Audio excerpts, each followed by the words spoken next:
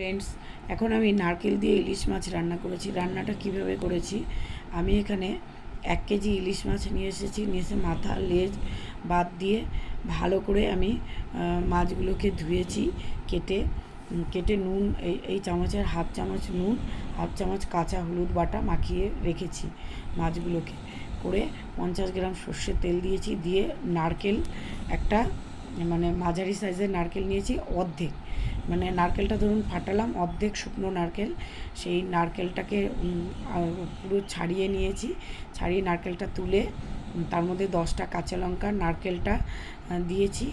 আর হচ্ছে এই চামচের 1 চামচ সর্ষে, 1 চামচ জিরা দিয়েছি। 1 চামচ কাজু বাদাম দিয়েছি। 1 চামচ টক দই দিয়েছি। আর 1 চামচ পোস্ত দিয়েছি।